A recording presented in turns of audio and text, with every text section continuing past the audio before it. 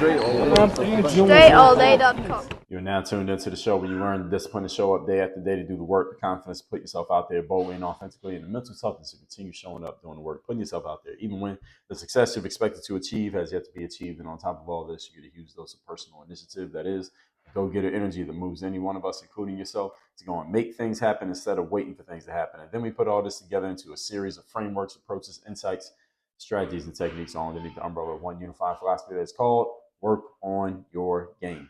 My name is Dre Baldwin, also known as Dre All Day, and welcome to the show. And today's topic is, we're going into part 3 of our 3-part mini-series. I told you it was a 2-part, but it's actually a 3-part mini-series where I'm telling you why Dre Baldwin, that's me, is not corporate.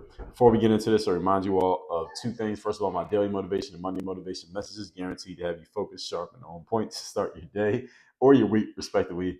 Guaranteed. All you have to do is be part of my text community to get this message. Just text me at my number 305-384-6894. And once we start sending that message out again, you'll be getting it straight to your phone. Secondly, Work on Your Game University. This is for people who want to take themselves personally and professionally to your highest possible level. All you had to do to get into the university is go to workonyourgameuniversity.com, where we lay out everything that we're doing in the program, what it's about, who it's for, how to get started. It's all at workonyourgameuniversity.com. With that out the way, let's pick up right where we left off. I don't have to give any intro here. Just go back 2 episodes and you can hear the intro to this on why Dre Baldwin is not corporate, why we're talking about this. We'll pick it up right where we left off at point number 7. Number 7, I would rather be honest and piss you off than lie to please you. Now, again, some people are capable of playing this game as a full-time profession, the game of pretending and lying to people, either telling them an outright lie, telling them a half truth, or taking some type of fact or truth out of context. If you're capable of doing that as a full-time profession, and I know people who are very good at doing this, I'm not one of them. I'm not one of those people. Some people can do it and they do it very well and they thrive in these type of environments. I would not thrive in this type of environment. I'd rather just tell you the truth and tell you whatever I feel for real. And if you're mad at it, so what? Because there's nothing you can do to me. But if I'm in corporate, there's something you can do to me. That's why I don't work in corporate. All right. So this is why I have opted out of this game and chosen to go the independent and entrepreneurial routes. When you work in a bureaucratic organization, I've already mentioned them, corporate, government, academia, you have to pretend to like people who you don't like.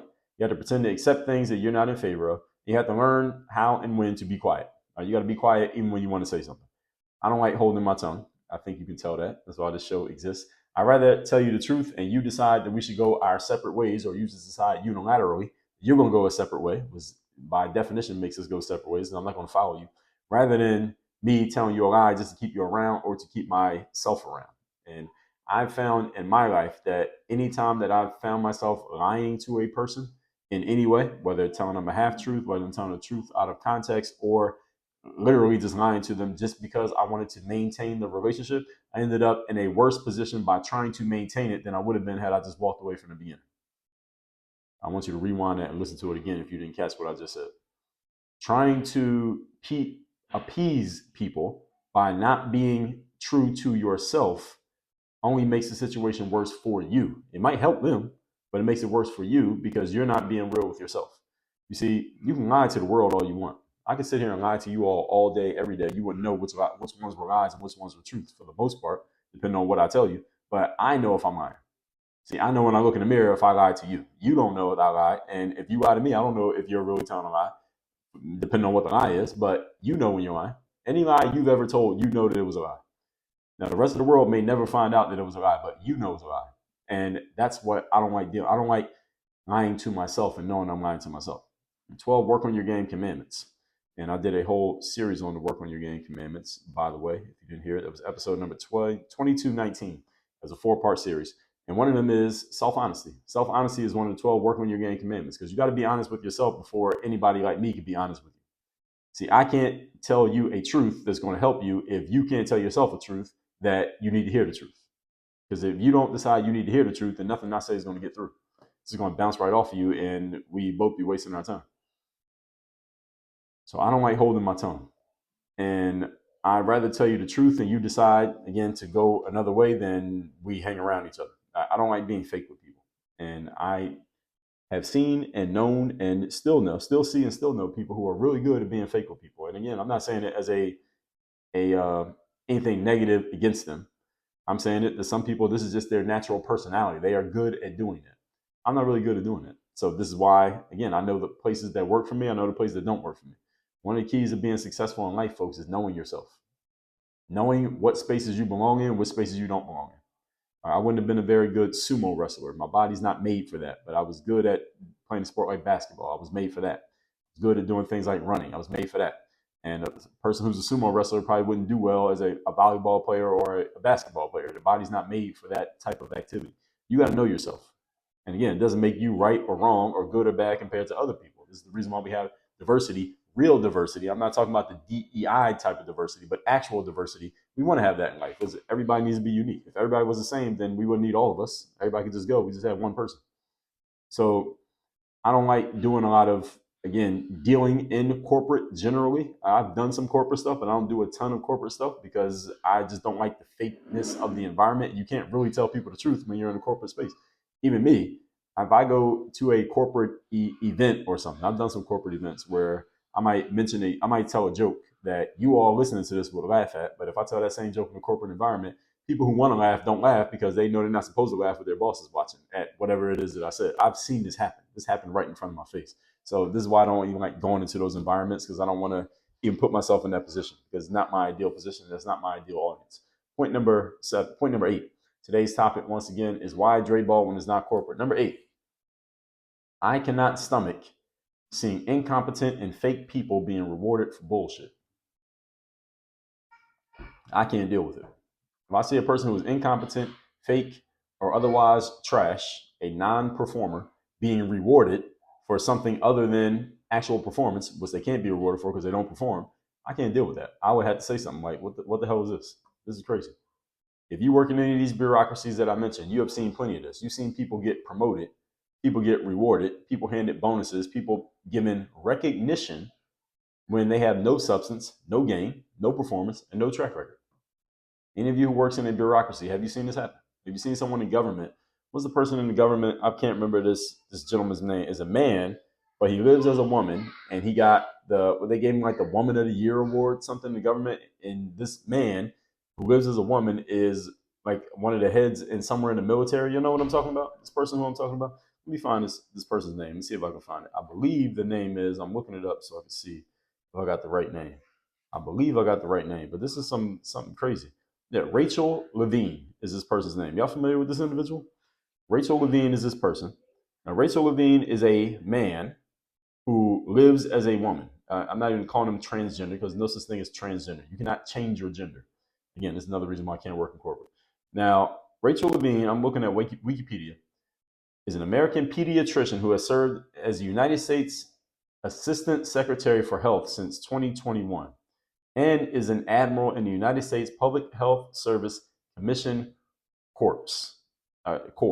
This is ridiculous.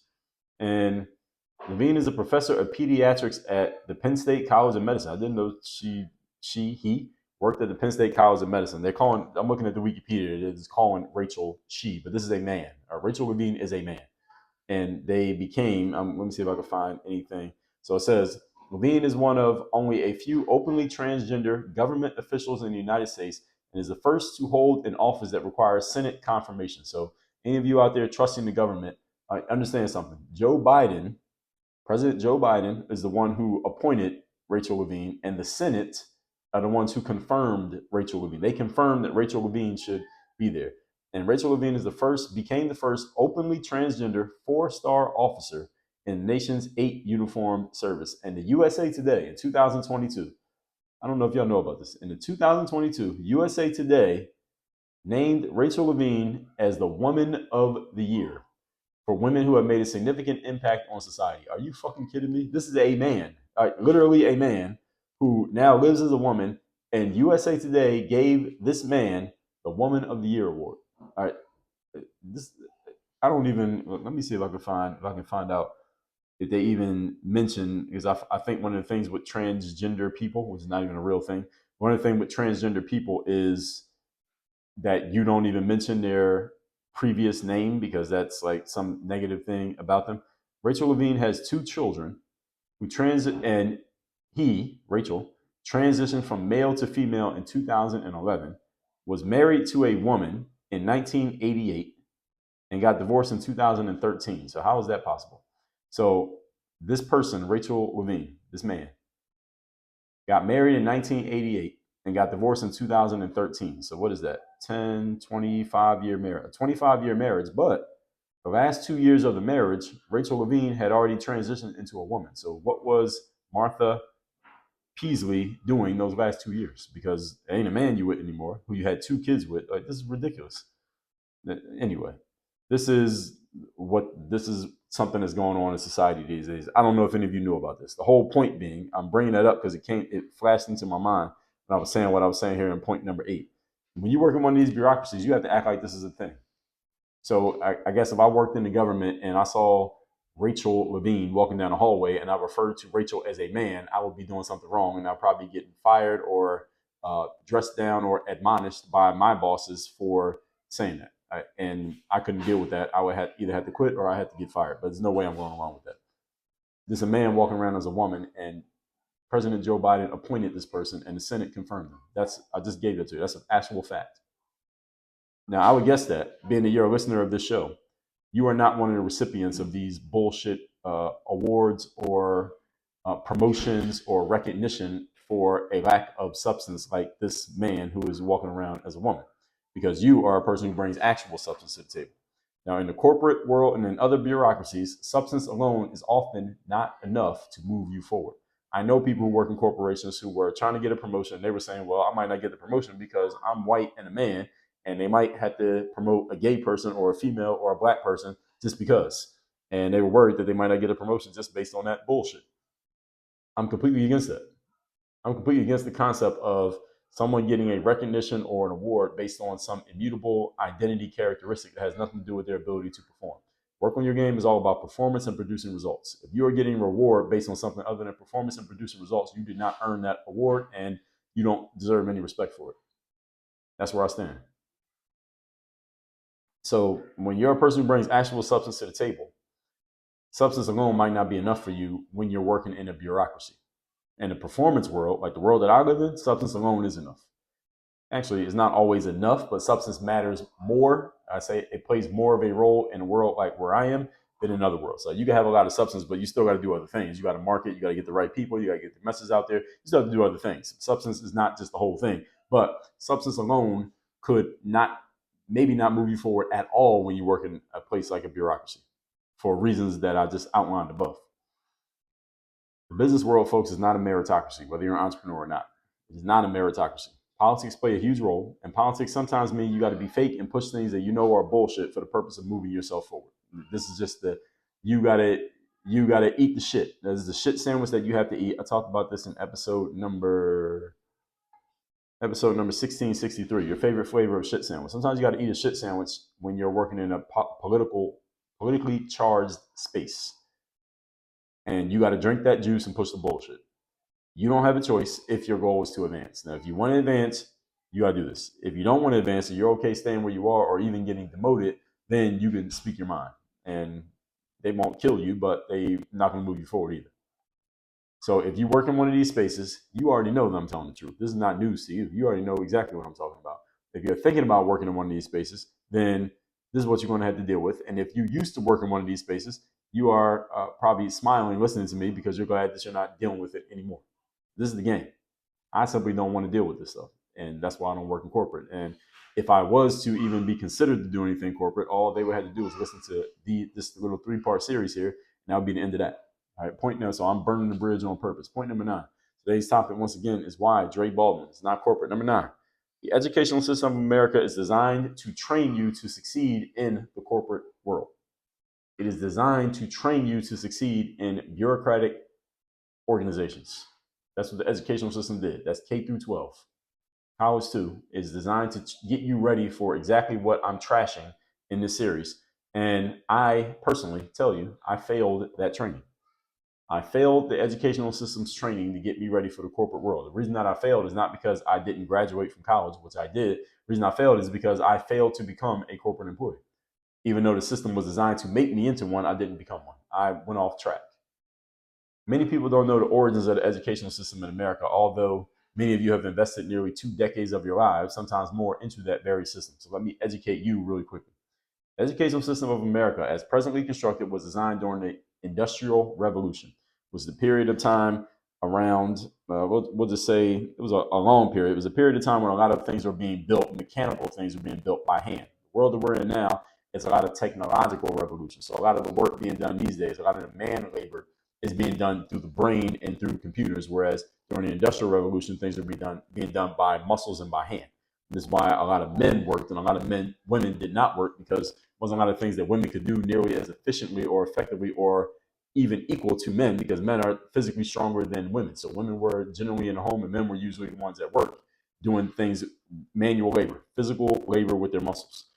Anyway, during this industrial and the space that we're in now, where the work is more soft skills, is more technological, is more brain power stuff, now the space has been created where women can come in and be useful at work because it doesn't require physical muscle. And the work that still does require physical muscle, like construction workers I see walking around my neighborhood every day, you don't see too many women working at those jobs. I see maybe one woman for every 20 men, because that still is a thing. You still need physical muscles there, and you're better off with a bunch of men's muscles and a bunch of women's muscles. That's just the reality of physicality. But anyway, during the Industrial Revolution, the educational system was created the way that it is now because the factories that were cranking out our physical goods needed more workers, and they wanted a system to create more workers who came in ready to do exactly what the job was going to require. That is, I don't mean a trade vocation like an electrician or a auto mechanic. What I mean is the workspace, the employers who hired workers wanted to be hiring from the fresh meat of new workers coming into the workspace, the workforce. They wanted the employees to be coming in already mentally conditioned for what was going to be asked of them mentally on the job. So let me give you some examples of what I mean by this. The educational system was designed to train children into young adults so they could step into the workforce and do the same thing at work that they had been doing at school. And this still exists today. It's a little bit harder to recognize, but it was a straight line process back in the day. So let me tell you more. So at school, think about how school was. Those of you who are over the age of 30, think about how school was when you were in school, and think about how work was if you were doing a manual labor job. Many of you who've ever done manual labor, you know it was the way that I'm about to design it. They would tell you to report to a certain place at a certain time, and that happened in school, and it happens at work. Then they tell you what to do. That happened at school, it happens at work. When the bell rings, you go to the next station. That happened at school, it happens at work. You eat lunch when they tell you to. Does that happen? Yes. You go home when they tell you to. Does that happen? Yes. They tell you when and where to check in, and they tell you when and where to check out. If you need to do something that is outside of the normal process that everybody else is doing, you must ask for and receive permission.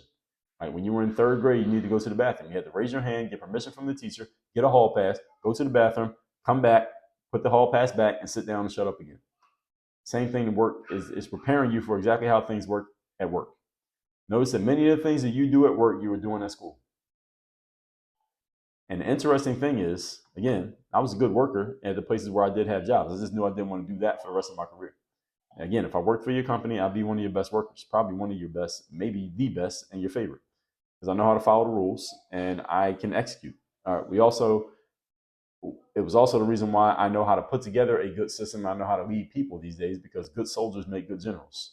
And I became a great general because I know how to be a good soldier. I know exactly what type of soldiers I want. I know how to train them. I know how to talk to them. I know how to communicate with them and give them exactly what they need, because I know how to be one. And this is the reason why I opted out of the game, because I didn't want to be a soldier.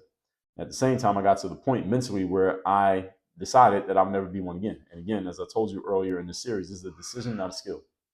It's not a talent. It's a decision.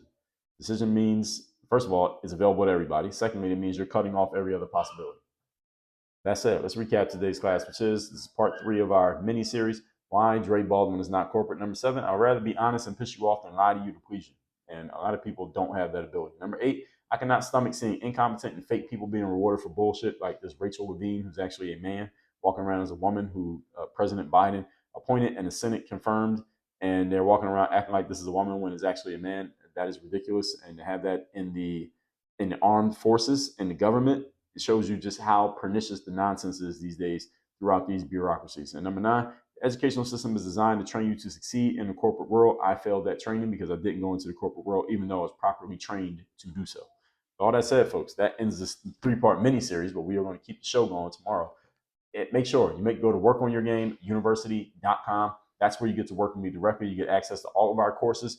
Any topic you heard me talk about, I have courses on. When it comes to mindset, bulletproof mindset, 30 days of discipline. We have courses on confidence. We have courses on mental toughness. When it comes to strategy, business building strategy, selling yourself, content creation, how to market and promote yourself and get yourself out there into the world. We have courses and programs and trainings on that. When it comes to putting systems together, we have that, and things to hold you accountable to make sure that you implement the right way. Guess what? We got material on that too. That's all at workonyourgameuniversity.com. Link is down below in the description. Work on your game. Dre, all